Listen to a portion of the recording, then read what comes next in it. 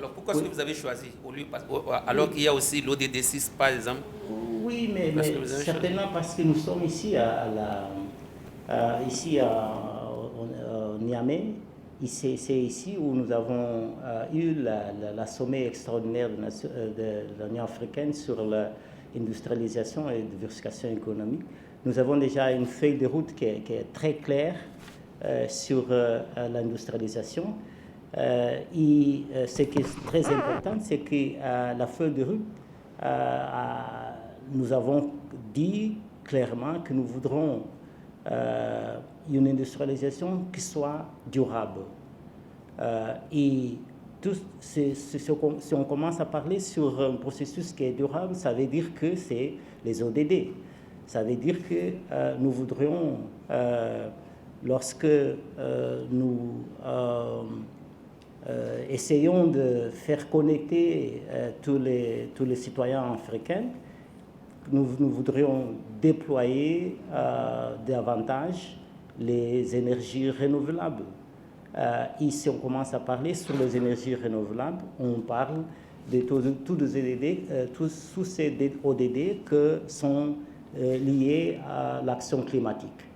Donc, on peut utiliser l'ODD 9 comme le point d'entrée pour faire avancer les autres ODD. Et il y a toute une philosophie aujourd'hui qui disent qu'on ne peut pas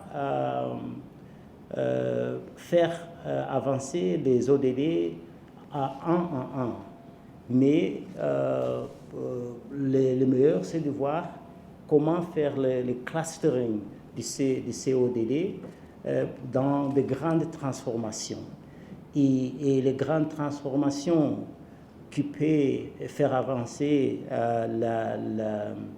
nos objectifs sont les transformations énergétiques, certainement, les transformations du système de transport. Il y a toute la grande discussion sur la dynamique démographique ou sur cette grande espace-là, on peut ajouter toutes les ODD sociales. Donc, c'est un peu ce type de configuration que nous devrons promouvoir davantage. Et c'est là pour nous, parce que premièrement, nous avons dit que l'industrialisation, ce n'est pas le business seulement du ministère de l'Industrie, c'est une business de tout le gouvernement, parce que pour rattraper le problème de la compétitivité de nos économies, nous avons besoin, par exemple, de faire des investissements au niveau de la scolarisation, de la capacité, et ça c'est au niveau du ministère de l'Éducation, au ministère de l'Enseignement supérieur, etc.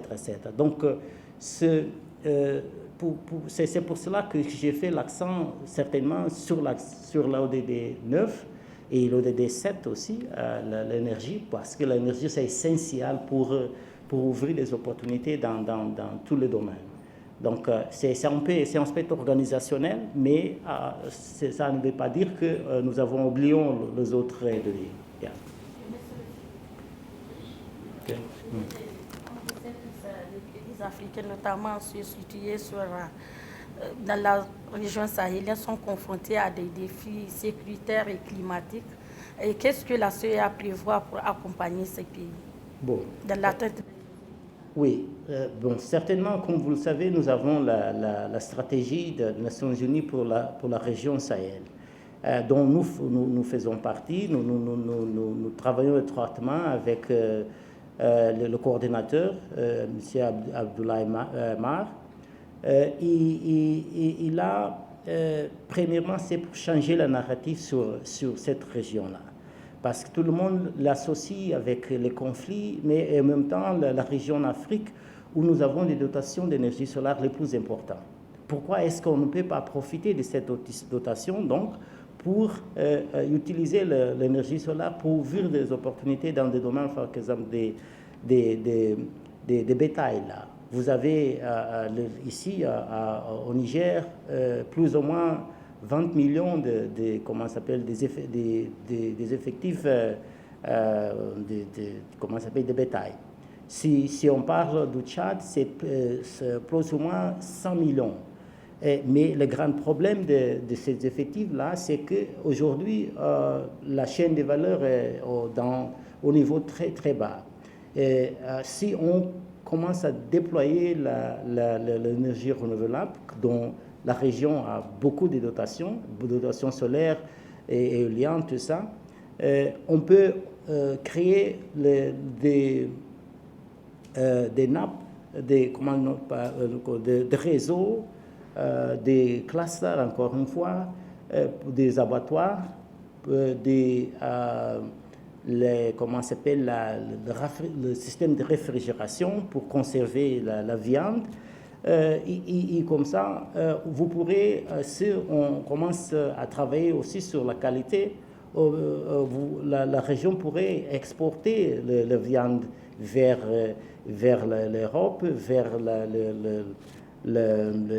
comment s'appelle, les pays arabes, etc., etc. Et vous pourrez être le Botswana de l'Afrique de l'Ouest, parce que le Botswana aujourd'hui, il exporte la viande vers l'Union européenne. Ils ont une des meilleures viandes du monde. Donc là, c'est encore une fois la question qu'il m'a posée avant. Pourquoi est-ce qu'on se concentre dans 2 ou 3 ODD? Dans ces cas-là, par exemple, en faisant le déploiement d'énergie renouvelable, en créant cette chaîne de valeur, qui compris le bétail, etc., etc., on peut attaquer la problématique de sécurité. Parce que les jeunes auront les emplois autour de cette parc industriel, agrobusiness, etc., etc. Donc c'est là un peu dont nous voudrions travailler. Et certainement, nous avons ici le bureau pour l'Afrique de l'Ouest qui est basé au Niamey. Nous travaillons avec les pays au niveau de Niger, par exemple, étroitement pour pour la mise en œuvre de votre plan de développement. Moi, quand même, j'ai participé dans la table ronde que le gouvernement a organisée à Paris pour mobiliser de financement pour le développement.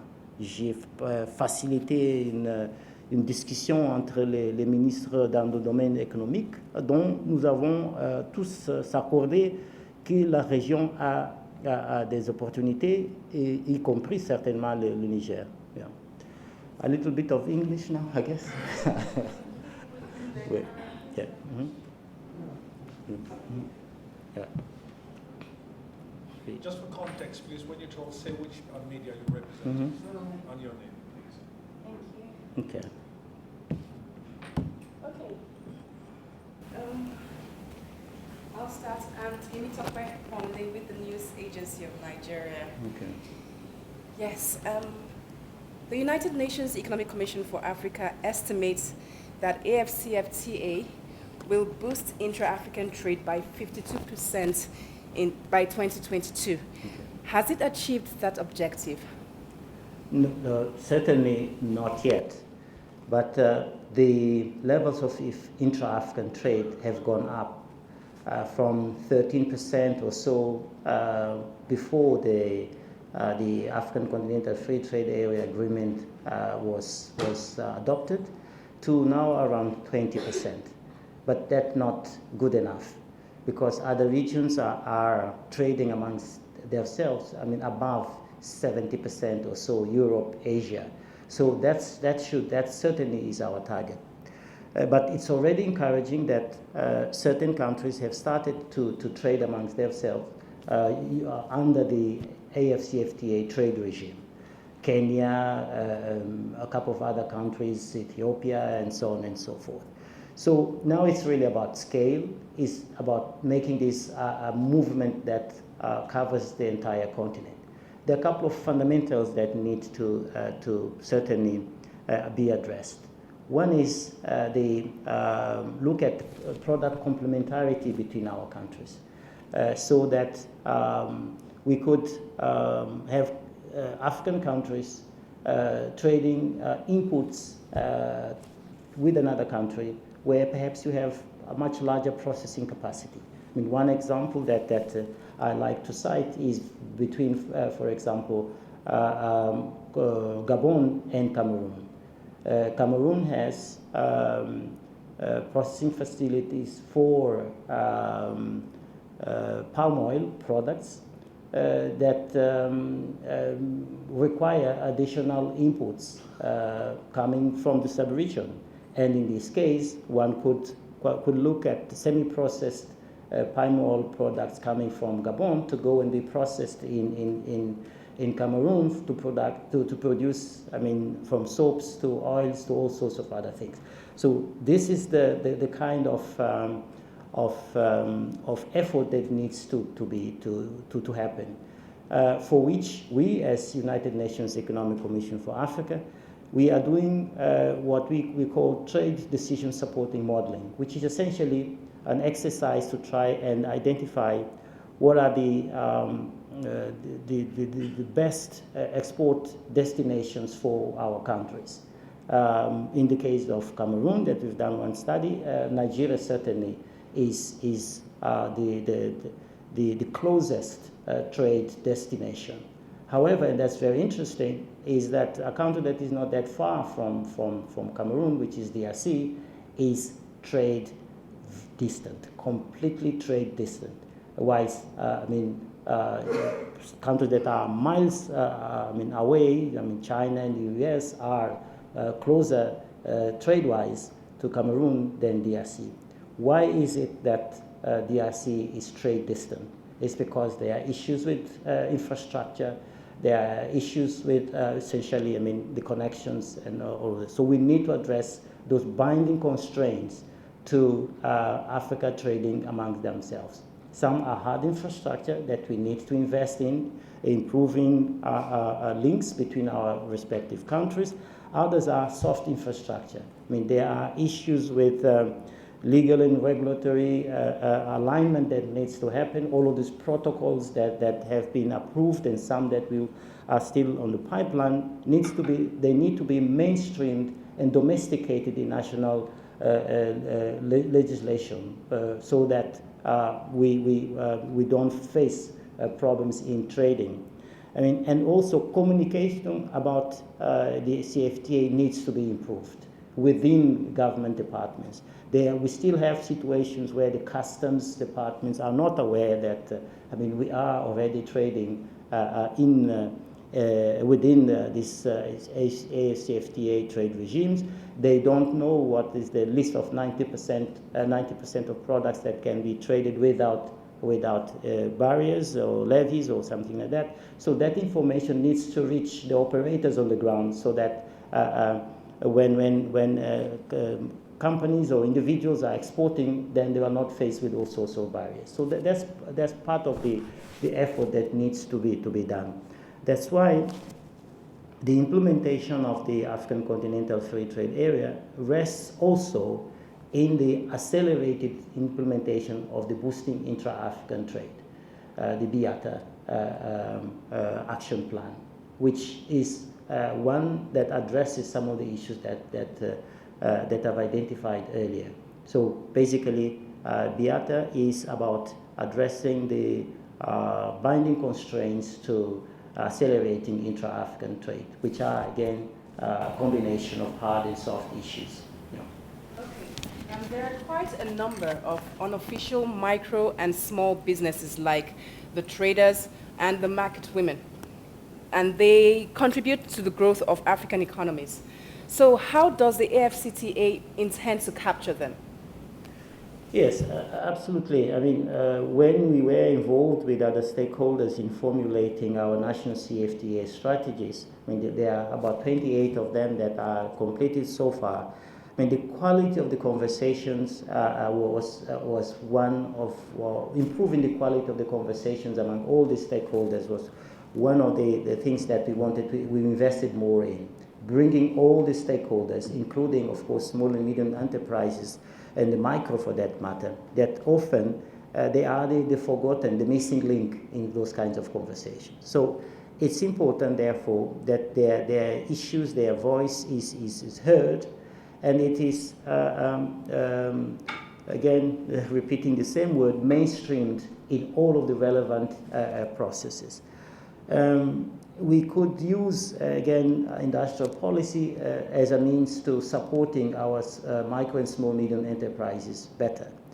There is an issue of asymmetry of access to information about the opportunities. We need to make that information available to everyone, including micro and small medium enterprises. And of course, one other important aspect is capacity building. One thing that we've developed as a guide is what we call the National Suppliers Development Program, which is about increasing the capabilities, the competence, and the capacity of our small and medium enterprises. And we can use industrial policy, we can use local content policies to achieve that. Where, for example, I mean, as part of our the development of our countries, I mean, we do all sorts of joint ventures. We do, foreign direct investment. In some countries, we are attracting significant foreign direct investment. The foreign direct investment can, if well designed, if well structured, can support the emergence of globally competitive small and medium enterprises by utilizing the local content for that purpose, by utilizing national suppliers development programs for that purpose. So it is about ensuring that we utilize our policy instruments, our strategies effectively to achieve those objectives. And that requires attention to detail, so that we, if our objective is, for example, to improve the percentage contribution of small and medium enterprises to exports, then we have to then unbundle that into the steps that are required for us to achieve. First is really about profiling. Who is who? Who are our small and medium enterprises? What are their needs and so on? I mean, that the quality of the conversation, the diagnostic studies. And then after that is really to create a whole of government approach. That's why I said at the beginning, when we are addressing the question which was raised to me earlier, that a focus on Sustainable Development Goal 9 is just an organizational aspect, because industrial policy is the business of everyone. So we need to then identify what are those government institutions that need to support those small and medium enterprises, so that they indeed can be part of the implementation of the CFTA. So there are some. This requires data, disaggregated data for that matter. These days we are insisting also on spatial data, so that we know exactly where we should target our interventions, where there's those groups, the stakeholder groups are located. I mean, in all the conversation on cross-border trade, I think is really about how we can support women that are some of the major actors in cross-border trade to do it more efficiently, with less harassment and all the things that they go through. That requires, again, attention to detail, profiling, better conversations, and so on.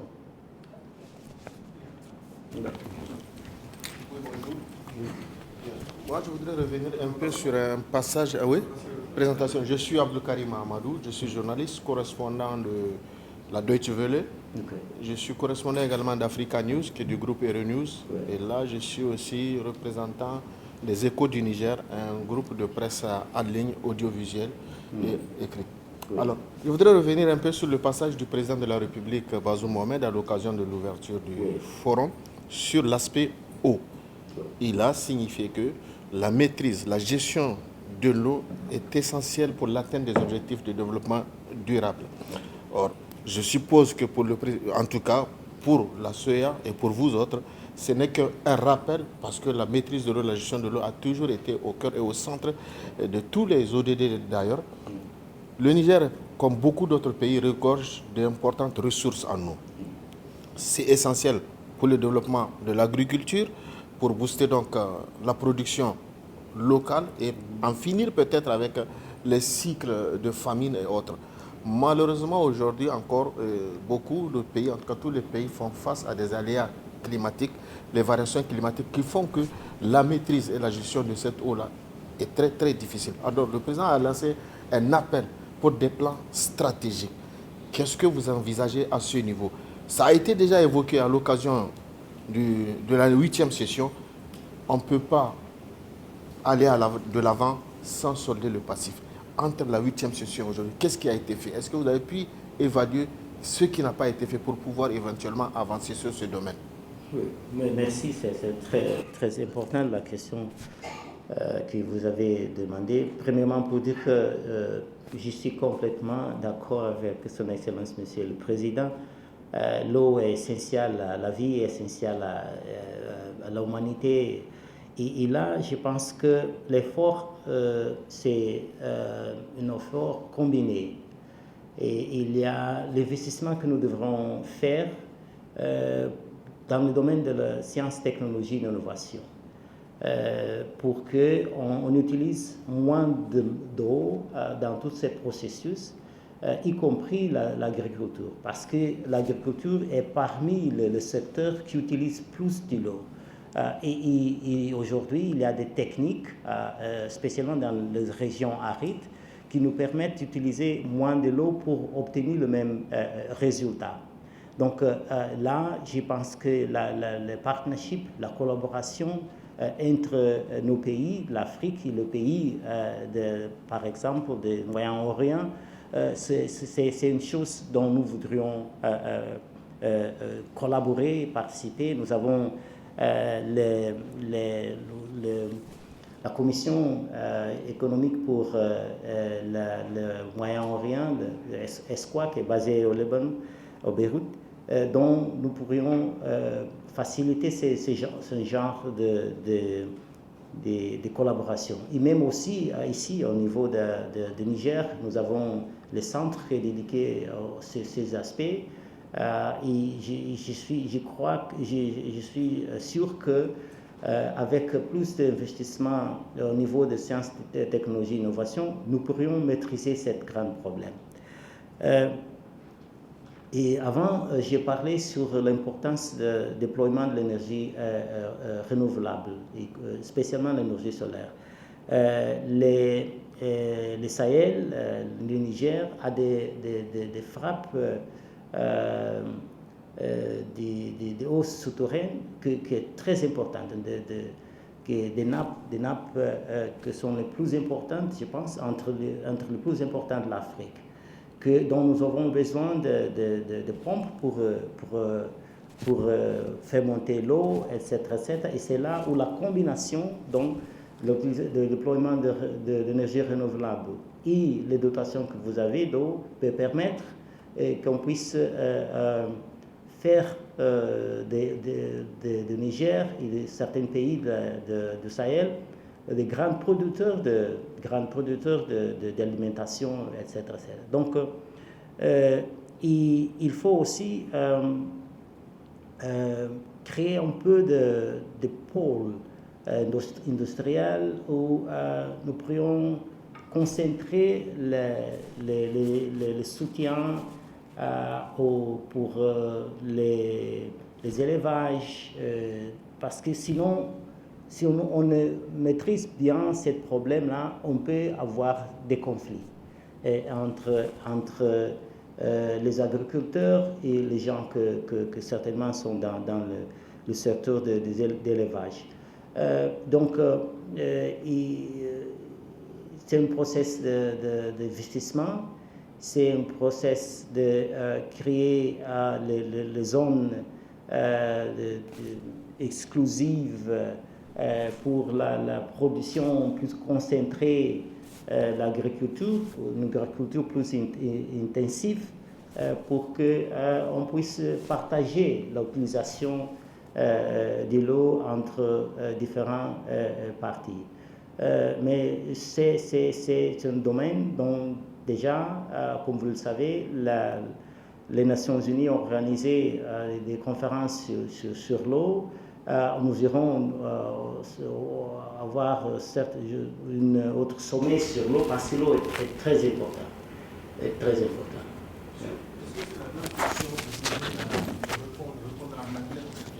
Nous avons les services anglais aussi.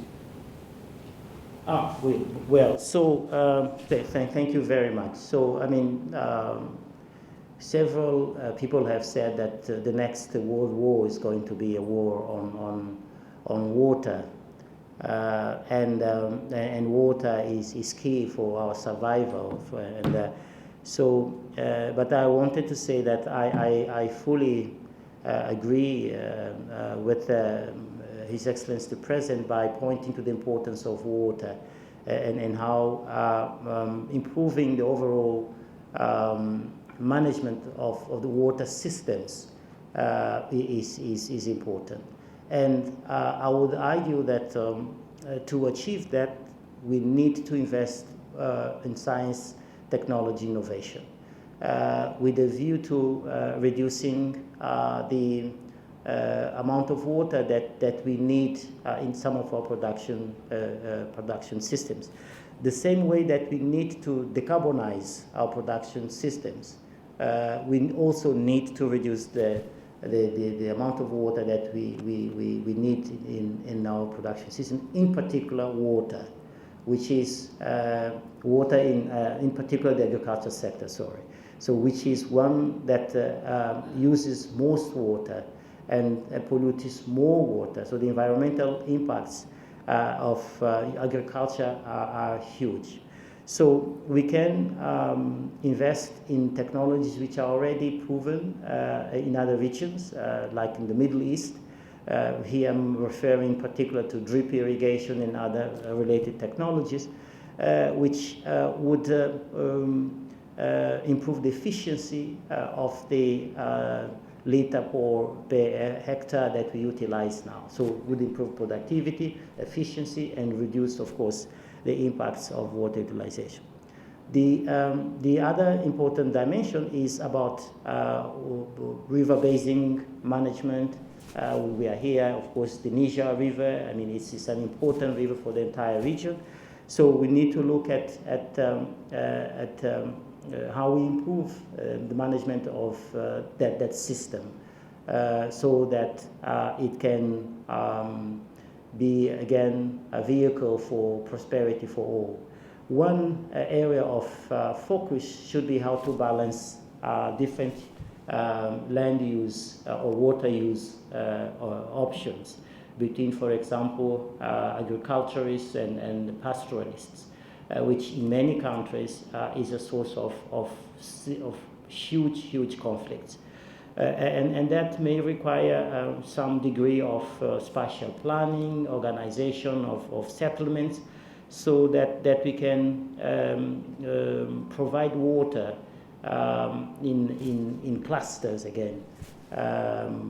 And this is where deploying or associating the deployment of renewable energy with accessing underground water and the aquifers that Niger, for example, has significant aquifers, could enable us to create those kinds of ecosystems where agriculturalists and pastoralists could live together in peace and security and prosperity. So that's a combination of all sorts of factors, but I mean, just to conclude is to say that absolutely water is important and we need to pay attention to it. Good morning once again. My name is Maimbolwa Mulikelela from the Zambian Monitor. The Economic Commission for Africa is spearheading the special economic zones. And in 2021, you did sign an agreement in DRC between Zambia and the Democratic Republic of Congo for the establishment of the value chain addition for battery. Yeah. I wanted to find out, you're not speaking with the same voice between Afri-Exim Bank and the Economic Commission for Africa. Afri-Exim Bank, on the other hand, is saying that the process is taking long to be implemented and the feasibility studies have not been done. On the other part, you are saying that the feasibility study has been done. Which is which? Maybe you can give a clarification on that. And just to add on to that, maybe you could also give at what extent in terms of the investment is required to have this special economic zone set up both in Zambia and the Democratic Republic of Congo. Thank you. Thank you very much. So we organized the DRC Africa Business Forum in November 2001, which first positioned DRC as a globally competitive investment destination for the production of battery precursors. And that was important. And it was underpinned by a Bloomberg Nerve study that indeed revealed that producing battery precursors in DRC was 3 times cheaper than in China and India and 2 times cheaper than Poland. Since then, we've made progress. During the DRC Africa Business Forum, I mean, the package included a couple of things. First, of course, the identification of those special economic zones for the location of the plants for the production of battery precursors. Second was to also establish the institutional framework that would support the emergence of a global competitive battery and electric vehicle value chain on the continent. And that required the establishment of a battery council, which would provide government with the necessary technical advisory support to ensure that this journey would be done as designed. We are very happy to see that already the government of DRC has established the battery council, DRC Battery Council, and appointed the members, and we, the partners, namely United Nations Economic Commission for Africa, Afri-Exim Bank, African Development Bank, Badeya, and the African Finance Corporation have equally appointed members to this council. So this is important because it means there will be follow-up, there will be continuity, there will be continued support to the government to pursue their agenda. Third, we've recognized the importance of research and development, for which we suggested that we should establish a center of excellence for battery production.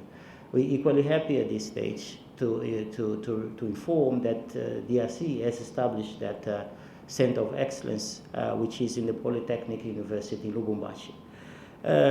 The third component, or the fourth component, was about linking the investment in the establishment of this battery and electric vehicle value chain with the establishment of carbon credit markets, because DRC is 60 or 70% of the Congo Basin. Congo Basin has huge natural capital assets that provide essential ecological service of the rest of the world, that if monetized could generate income, innovative financing for our countries. And so the package included that.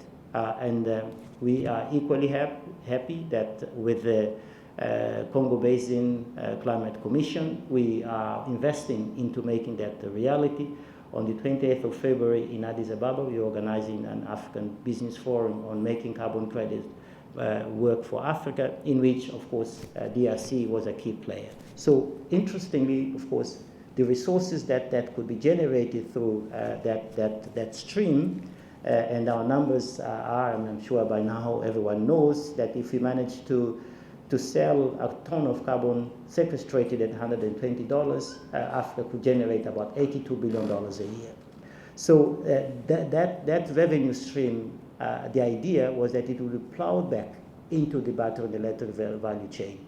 so that, I mean, our participation would increase to higher levels. So, and the higher levels, our estimate is $7.7 trillion by 2025, but 3 years from now or 2 years from now, and $46 trillion by 2050.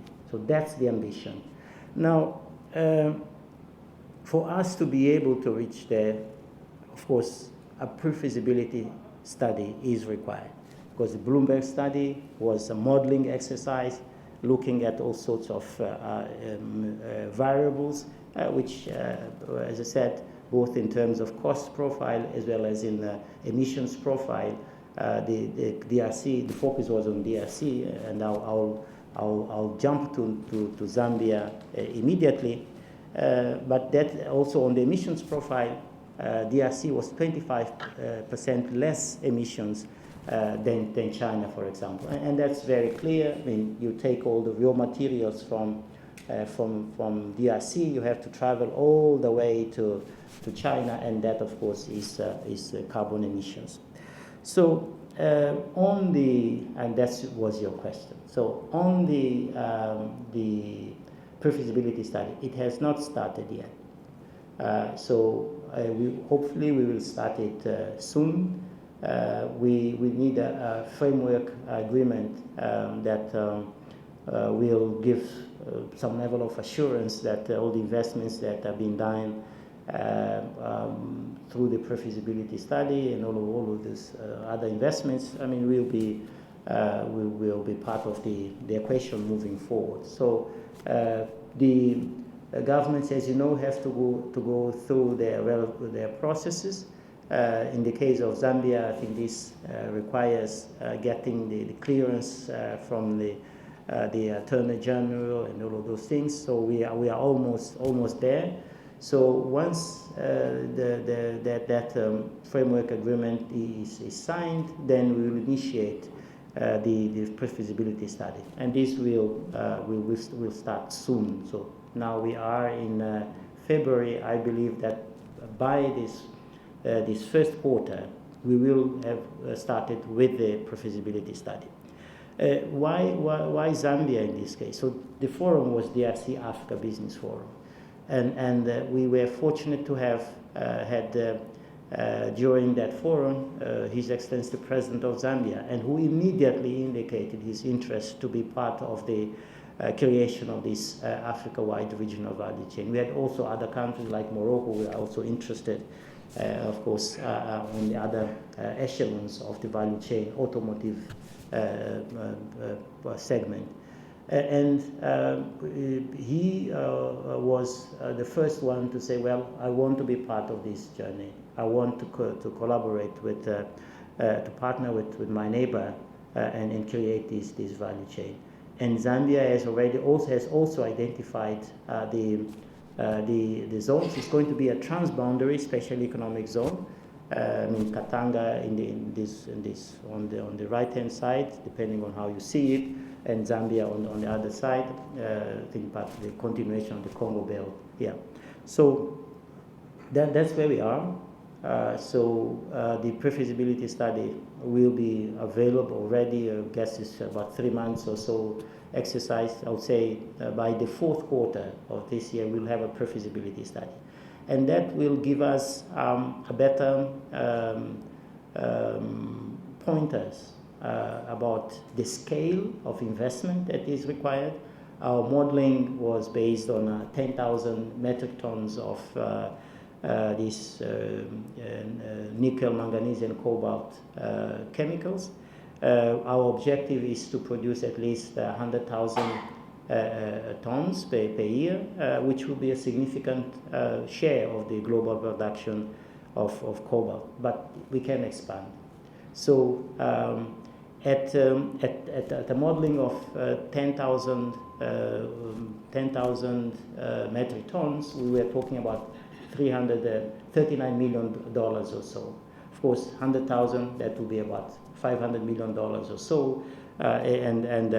If we go more than that, well, it's just proportionally higher. So those are the steps. We've said also that we focused initially on battery precursors, so on the chemicals, because we're not sure about the demand. Initially, I mean, overall, scattered everywhere on the continent, the number of vehicles, electric vehicles on the continent is about 1 million or so. And the 1 million out of the 160 million that are projected to be produced by 2050 is insignificant. So, but then we've done our own study, the ECA implications, no ECA, the African Continental Free Trade Area implications on transport and service infrastructure, that have revealed that alone for trucks, we will need about 2 million trucks a year. And then, so we started now looking differently, not only on the battery precursors, but also now going into the last segment, which is production of electric vehicles. And so the pre-feasibility study will cover all of those segments on the basis of the CFTA study, also on the understanding that a lot of the minibuses, the matatas of this world that we have as our public transport systems in Africa, could be the entry point for us to produce electric buses for our transport systems. The same applies for the two-wheelers and three-wheelers that in many of our countries are again part of our transport systems. So in those special economic zones, we are equally looking at the locating the production of solar panels, because again, that's part of the agenda in the DRC Africa Business Forum, was making sure that Africa is an active player in the battery and electric vehicle value chain, but also potentiate the expansion of the deployment of renewable energy on the continent. So this is now gaining lots and lots of steam. We're happy with the progress. I mean, all these bureaucratic processes are part of the process. Otherwise, I mean, we will face legal and other troubles moving forward, step by step, but slowly but steadily. Yeah. My name is Ali. I'm journalist profession. I'd like to ask you about for adaptation solutions, we need scientific research, and especially a local scientific research.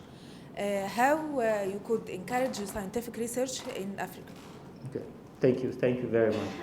First, I mean, I would like to recognize the contribution of Egypt to the partial success, let's put it that way, of COP27.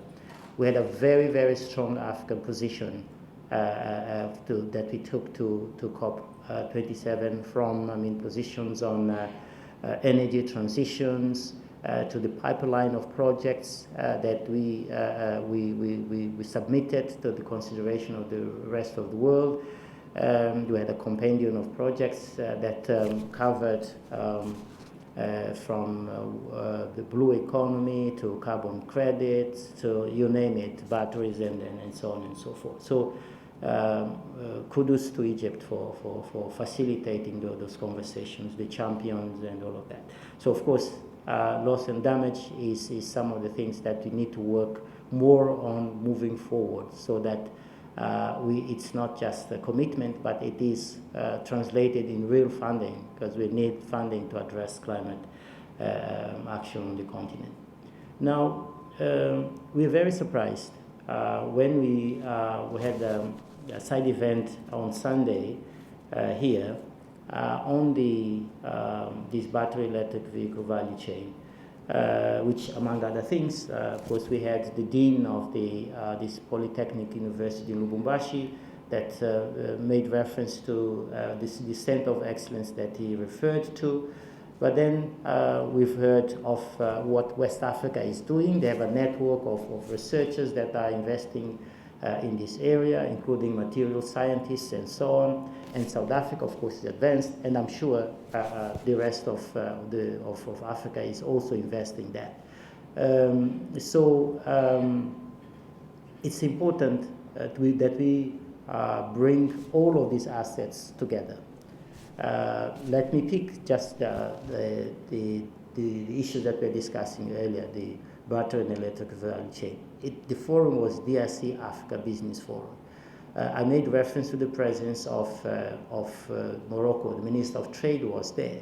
But in our sort of architecture, we are looking at the countries in North Africa, Egypt, Morocco, Algeria, and so on, as potentially some of the locations for the production of electric vehicles, and with a view to exporting northwards to Europe. Europe is emerging as the largest market for electric vehicles, surpassing now China. So that is a very important part of the architecture, in addition to, of course, South Africa, Kenya, and Ethiopia, and so on, a couple of other growth poles. So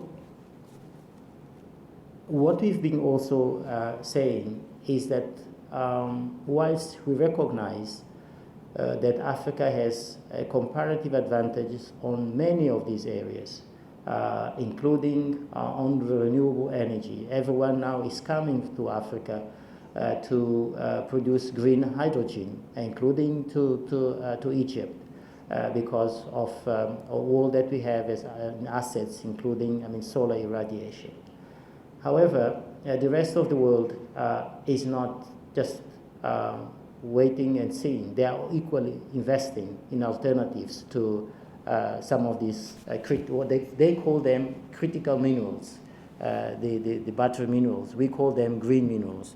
They call them critical minerals because they depend on locations like ours to source those minerals, and of course that dependence can create insecurity if you have supply side disruptions a la COVID-19. So, meaning therefore that we in Africa need to be also investing into first protecting our own comparative advantage, and I would say our competitive advantage. So we should not be complacent. We should look at the world of tomorrow, and tomorrow will be a world of fusion. Fusion may displace many of the technologies that are currently at the center of our comparative advantage of all these conversations that we are having here. Meaning we need to master these technologies. We need to strengthen our resilience, reduce our vulnerabilities, and that requires investments in science, technology, innovation. A lot of our countries are middle-income countries. Middle-income countries suffer from what is called the middle-income trap. Is that you grow up to a certain income bracket from which you can only graduate upwards if you invest into science, technology, innovation.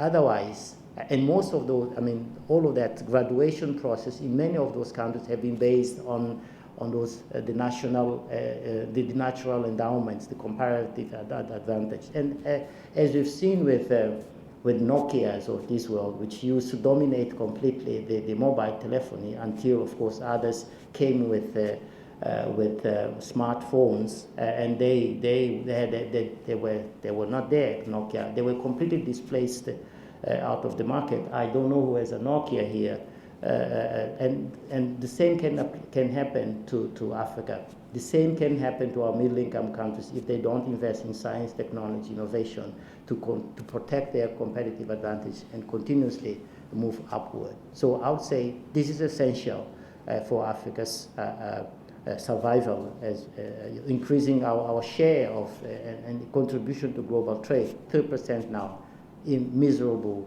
number. So what is it that would enable us to go up with those numbers?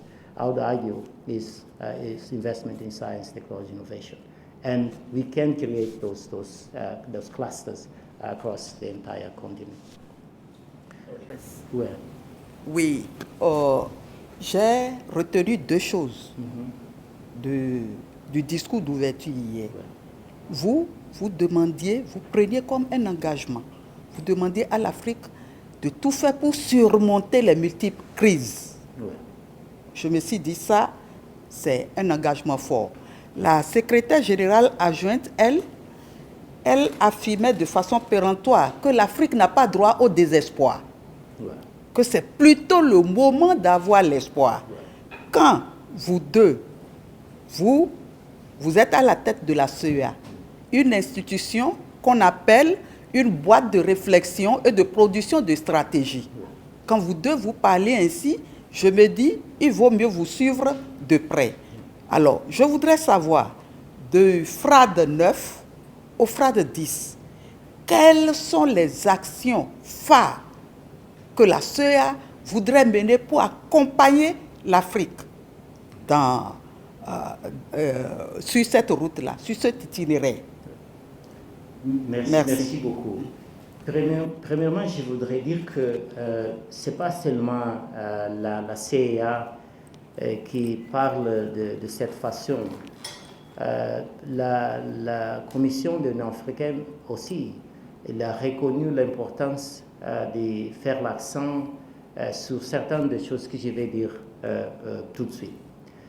Premièrement, pour nous, la ZLECAf offre l'opportunité à l'Afrique pour surmonter certains des problèmes dont nous avons vécu. Vous rappelez certainement que pendant la Covid, l'Afrique a s'organisé pour adresser la problématique des vaccins. Nous avons commencé à produire des vaccins en Afrique.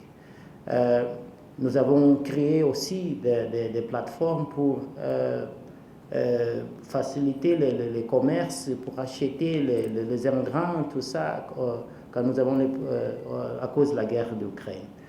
Donc, je dirais que faire la suite sur le travail que nous avons commencé avec la formulation des stratégies nationales de la ZECAf. Comme je disais avant en anglais, nous avons 28 de ces stratégies. Maintenant, c'est la mise en œuvre. Si vous vous rappelez, le Niger est le champion de la ZECAf et aussi le champion de l'industrialisation, de la diversification économique. Après la sommet, l'Union africaine a organisé une réflexion entre les parties prenants, y compris la CIA et autres organisations des Nations Unies, pour formuler le plan d'action pour la mise en œuvre des décisions de la sommet extraordinaire. Nous sommes parmi les institutions qui font partie de cette groupe et nous irons travailler étroitement avec la Commission de l'Union africaine et autres institutions pour la mise en œuvre des décisions de Niamey qui ont sorti sur ces deux sommets qui se sont organisés l'année dernière. Ça, c'est une importante priorité pour nous. La deuxième priorité, c'est au niveau de l'action climatique. Et déjà aujourd'hui, j'ai parlé de deux choses très importantes. C'est la mise en œuvre de décisions sur la chaîne de valeur de batterie et aussi nos efforts pour la création des marchés de carbone en Afrique. Je disais avant que le 20 février, nous avons organisé cette forum africain sur le développement des marchés de carbone, dont il y a déjà 10 pays que nous avons identifiés pour faire le travail dans ces domaines-là. Au Chamachek, nous avons présenté une compendium avec une centaine de projets. Nous avons lancé la grande murale pour l'économie bleue. Là, c'est très important, certainement pour les pays insulaires, mais pas seulement pour les pays insulaires. Parce que pour nous, l'économie bleue, c'est une économie qui est transversale, qui compris les pays insulaires et comment s'appelle, et aussi l'Afrique continentale. Donc là, c'est une grande initiative. Le président de l'Union africaine qui a sorti le sommet ordinaire qui s'est organisé en février, c'est le Comores, le président du Comores, qui a identifié aussi l'action sur l'économie bleue comme une de ses priorités. Nous serons là pour travailler étroitement avec les institutions africaines pour la mise en œuvre. Merci.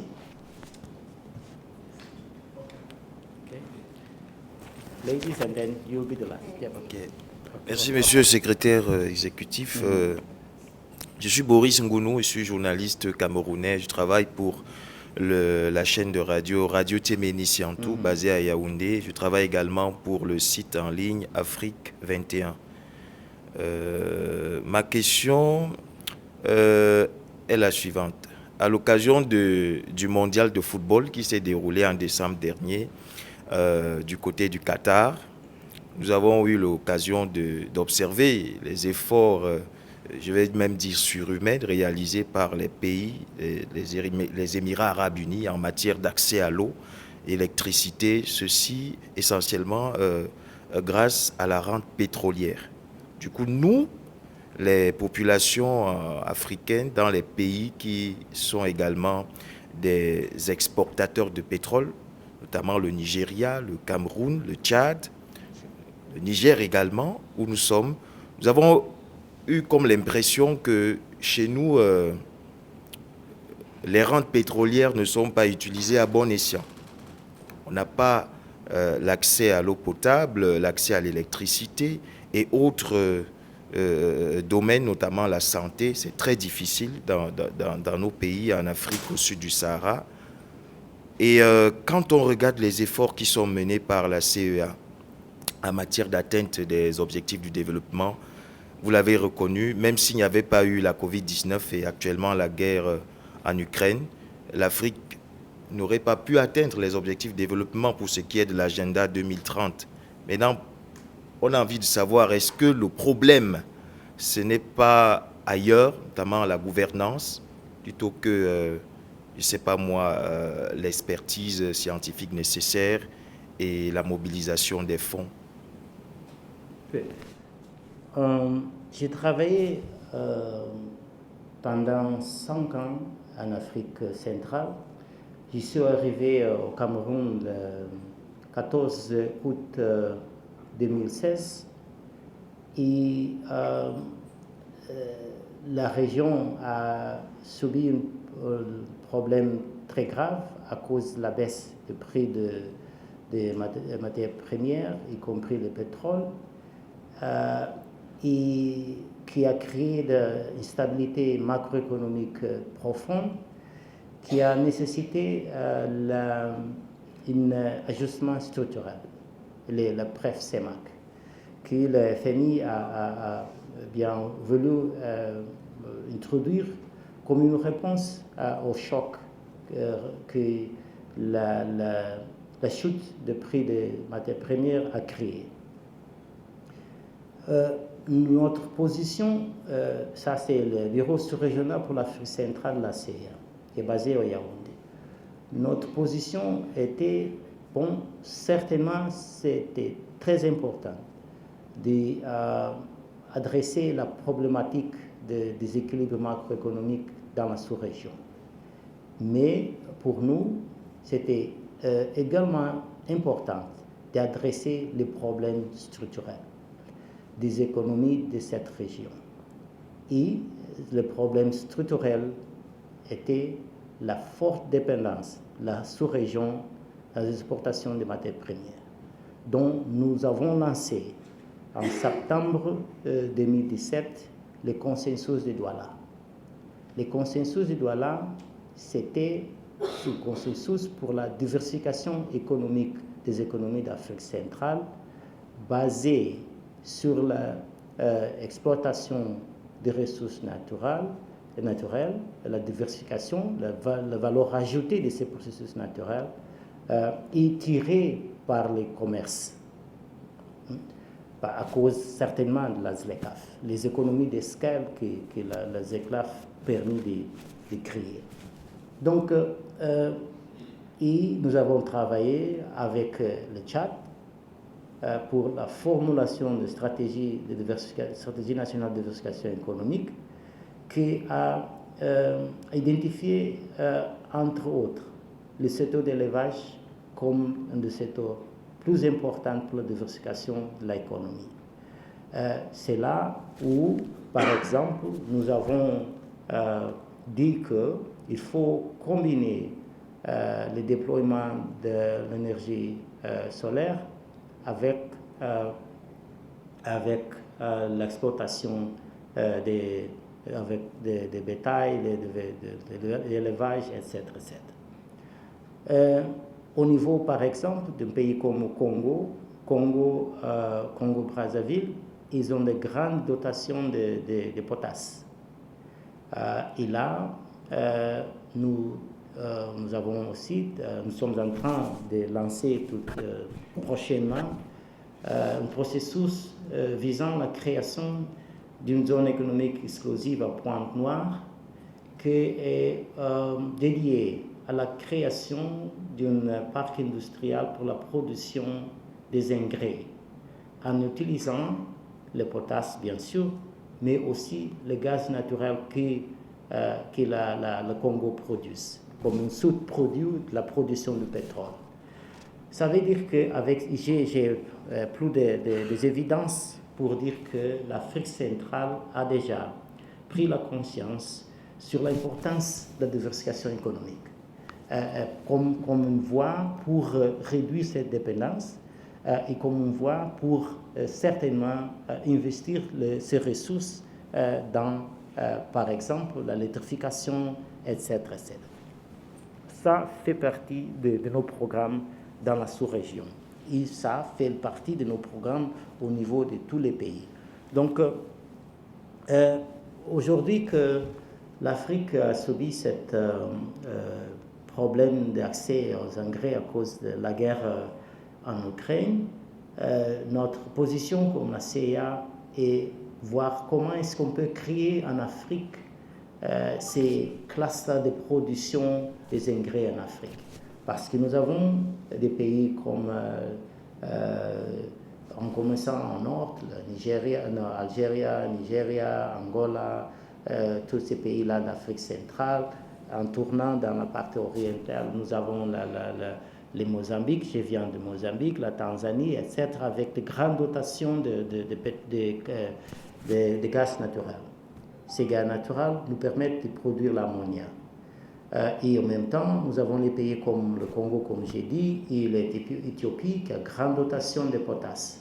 Et autrement, nous avons aussi le Morocco avec les phosphorons, etc., là pour la phosphate. Et la Guinée-Conakry, etc., etc. Donc on peut créer au niveau de l'Afrique tout un réseau qui sont interliés pour la production en continent des engrais. Il même s'applique au niveau de l'électrification, etc., etc. Comme je disais avant, quand j'ai parlé sur les forums que nous avons organisés en RDC, nous avons dit que si l'Afrique commence à produire la batterie dans le continent, donc on peut utiliser cette batterie pour aussi faire connecter, en anglais on dit off-grid, mini-grid, je ne sais pas comment dire ça en français, au niveau de toute la sous-région, y compris ici.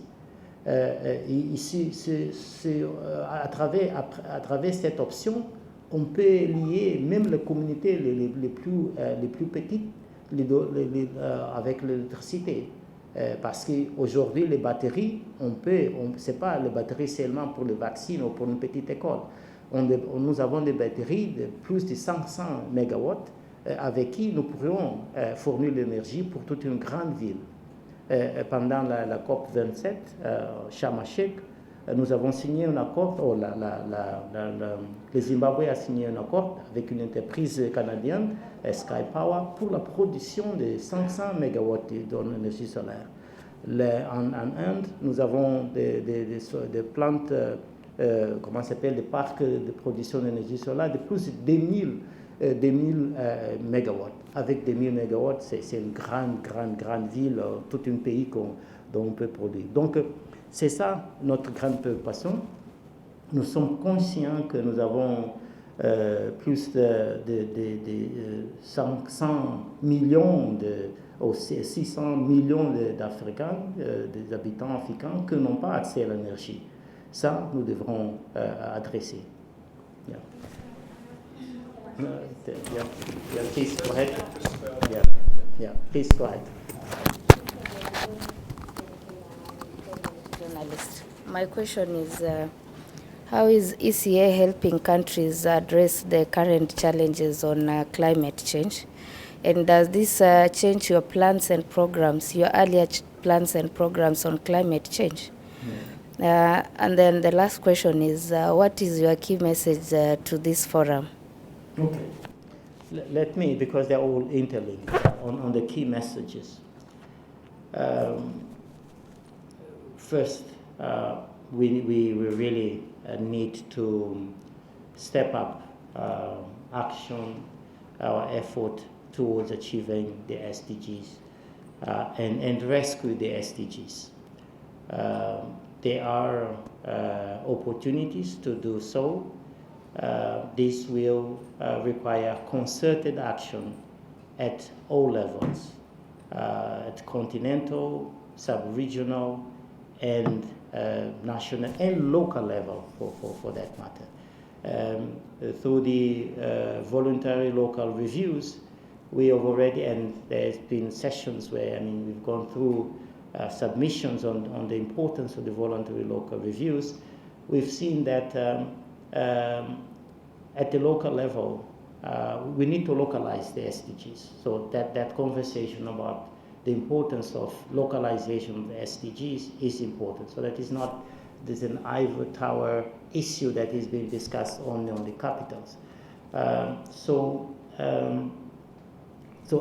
action at all levels, harnessing the opportunities to accelerate action. So the conversation on the SDG accelerators need to be more granular, and for which we need to provide more attention, or give more attention to details, meaning where are the growth drivers? Which are the growth drivers? Which are those SDG accelerators? What is it that we need to do consistently, coherently, to take us from step A to step B in terms of our targets? So addressing some of the institutional failures that sometimes limit the impact of our work. So this requires better policy, coordination, institutional cohesiveness, again, across all levels. It's not just the governments here. So if we do that, and today we've discussed a couple of those opportunities for us to accelerate implementation towards 2030. And climate action offers many pathways to really improving growth, accelerating growth, promoting equity, reducing our vulnerabilities, and our discussions on the focus on SDG 9, or say SDG 8, 9, and 7. Why that focus is because, SDG 7, energy access is key for us to be able to accelerate implementation of the SDGs, or accelerate implementation of anything anyway. And there Africa has endowments, significant endowments that could enable us to accelerate, to reduce the gap in terms of access. On growth drivers. I think we've spent some time today into articulating why the African Continental Free Trade Area is important. I would argue that the trade in sustainable industrialization and economic diversification and trade agenda is part of the opportunities that we have to claim Agenda 2030. The business fundamentals will be strengthened, and with that, all sorts of multipliers could be generated. So accelerating the implementation of CFTA is key. Of course, this requires us also to invest in data systems, so that we can monitor progress better, we can target better. The point about the importance of spatial planning, the spatial dimensions to this. We need to know where the poor are, so that, I mean, all the meager resources that we have are not dispersed, I mean, with no target, no clear target. So that investment in evolution of data systems is important. All of the work on digital ID, the financial inclusion. The Secretary General has launched the SDG stimulus as a call for sustainable, reliable financing, the $500 million a year to support this. I think we as African should support that call and engage in different fora with a view to making it a reality. Related to that is the entire conversation about financing growth and how inadequate the global financial architecture is to responding to the needs of developing countries in particular. So that also is part of the way forward, engaging with relevant actors with a view to achieving that target.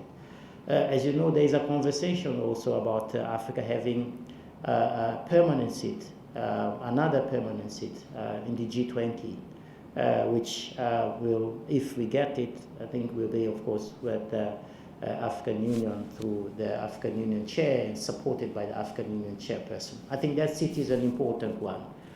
We need to support our representatives in the G20 with a view to utilizing that seat, with a view to increasing the voice of Africa in the global world and global systems, in bargaining more from a position of strength and recognition of our contribution to global processes, including, for example, all the ecological services that we do, all the conversation that we had earlier about carbon credit markets, getting fair prices for our carbon credits in view of the service that we do. So, yes, I mean, there is, I would say many countries have already expressed, they've supported this ideal, and I think it will happen. I don't know whether it's going to happen tomorrow or a little bit later, but Africa needs to have that seat. I mean, in recognition of all of the issues that we discussed today. Yeah.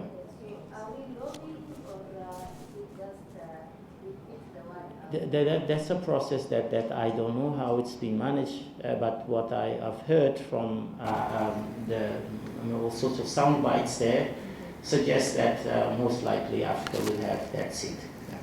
Very last one. Very last one. All right. On January 13, 2022, the AFCFTA took a major step towards its objective with the establishment of the Pan-African Payments and Settlement System, PAPS. How does it work? And since the takeoff of PAPS, what are the challenges it's faced? Well, as you know, I mean, we are 54 countries. Almost each and every one of us have our own currency. Of course, we have the CFA zones, two in Central Africa, one in Central Africa, one in West Africa. But in general, we have many currencies, and those currencies are not convertible. It means we cannot trade amongst ourselves using our own money. So PAPS is really to facilitate that. And the impact will be tremendous because we will not have to go through all sorts of other places to trade amongst ourselves. So it's about simplifying the procedures, and some of the binding constraints to inter-African trade are indeed due to the fact that we have so many bottlenecks, and payment systems is one of them. It will facilitate regional integration and financial inclusion, for that matter. So that's the essence of it. It's still a work in progress, but Afreximbank is devoting a lot of attention to make it operational, fully operational soon. And it will, take us beyond the efforts that regions are making to have common currencies and so on. It is a welcome effort, and we look forward to its full implementation. Okay. Thank you very much. Thank you very much. Thank you for this conversation.